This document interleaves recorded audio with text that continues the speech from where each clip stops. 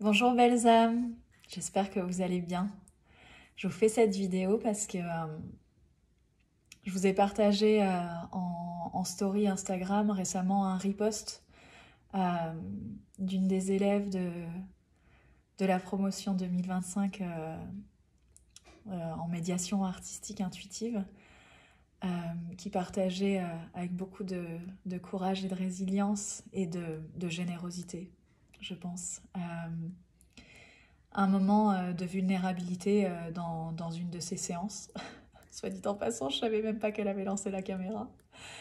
Euh, où justement elle dit quelque chose de très fort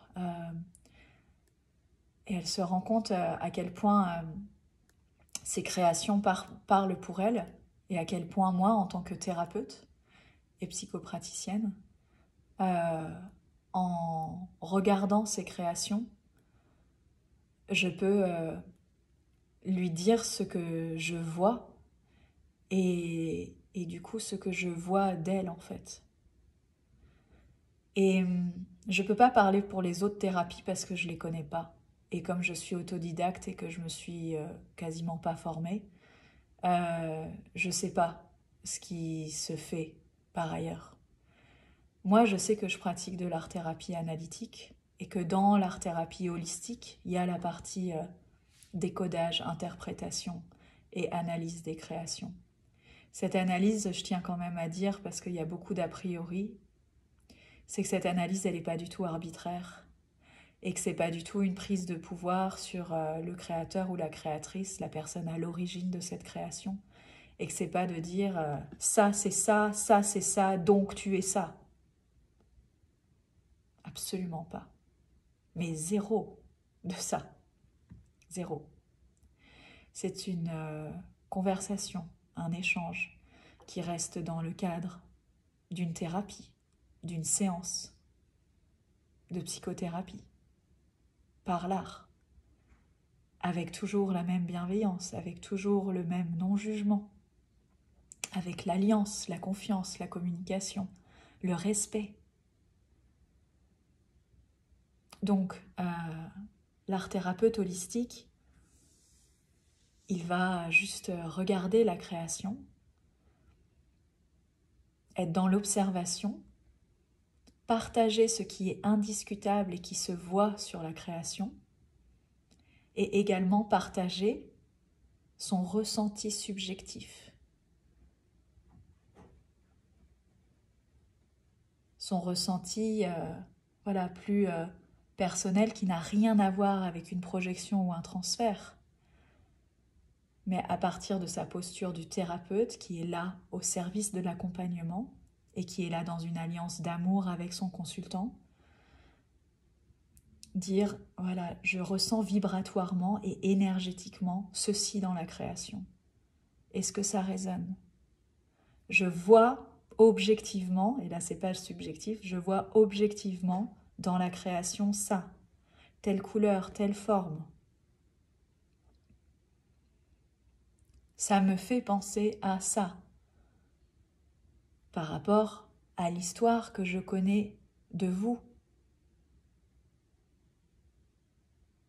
le bénéficiaire de la thérapie, que l'on a depuis des semaines ou des mois ou des années.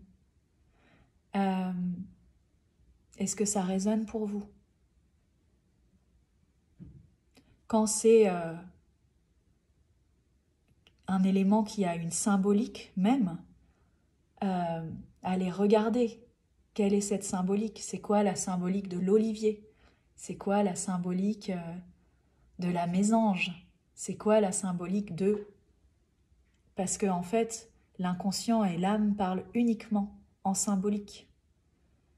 Et qu'il y a un dictionnaire de la symbolique qui est culturel mais également universel. Et à chaque fois, on va aller questionner. Les symboliques sont très larges. Une symbolique, c'est jamais un truc égale un autre truc. Une symbolique, elle est toujours hyper large et elle a souvent une dualité positive et négative, heureuse ou souffrante. Et donc, l'art thérapeute holistique, tout ce qu'il fait, c'est échanger avec le consultant pour que ensemble, à deux, ils arrivent à décoder et interpréter la création qui a sa guidance et son message. Parce que l'inconscient et l'âme sont venus s'exprimer à travers le corps dans la création. Et la création est un miroir de la réalité intérieure du consultant. Donc, c'est vraiment important de comprendre que cette interprétation, ce décodage des créations, elle est au service du consultant et elle ne se fait absolument pas sans son consentement et elle ne se fait absolument pas sans sa résonance. Alors bien sûr, il peut y avoir des résistances, des choses que certains consultants ne veulent pas voir à certains moments. C'est ce qu'on appelle le déni ou la résistance. Mais c'est ok et les art-thérapeutes holistiques sont formés à accueillir ça et continuer d'accompagner son consultant avec humilité, le doute sain et en même temps le respect de sa propre intuition. Donc, je pense que c'est vraiment important de déconstruire ces a priori sur l'analyse et l'interprétation des œuvres et de comprendre que ce qu'on fait ici en art-thérapie holistique, c'est vraiment quelque chose de sain. Il n'y a pas de prise de pouvoir, il n'y a pas d'interprétation et d'analyse arbitraire, et que ça se fait toujours voilà, dans le cadre d'une séance, avec un échange. Et là où cet élève partageait, voilà, ébranlé émotionnellement, mais mon Dieu Céline, j'ai l'impression, voilà, c'est notre deuxième rendez-vous individuel, tu me connais juste pas en fait, parce qu'en formation on se tutoie. Tu me connais pas et en fait t'arrives à, sans évidemment précision, en telle année, avec telle personne, il s'est passé ça.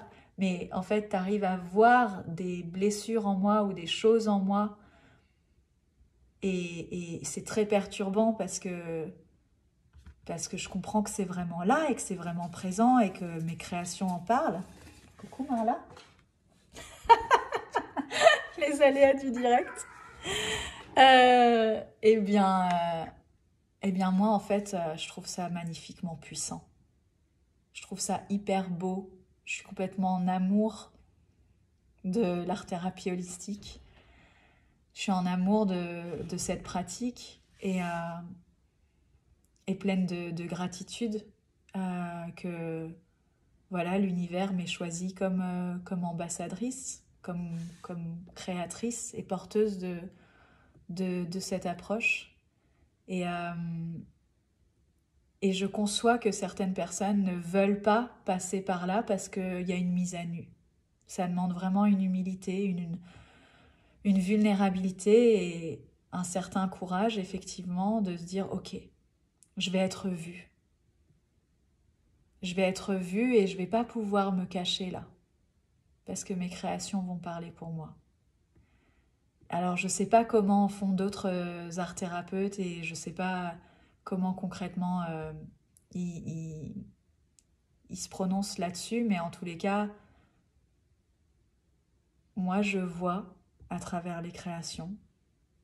J'enseigne à ce que les futurs art-thérapeutes holistiques ou art-thérapeutes énergétiques et symboliques voient à travers les créations.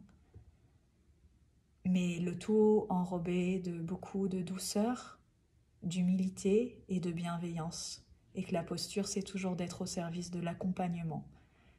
Et dans l'intérêt et le respect du consultant. Voilà, donc je vous souhaite sur ce une belle méditation à ce sujet et je serai ravie d'avoir vos partages en commentaire si vous avez des questions.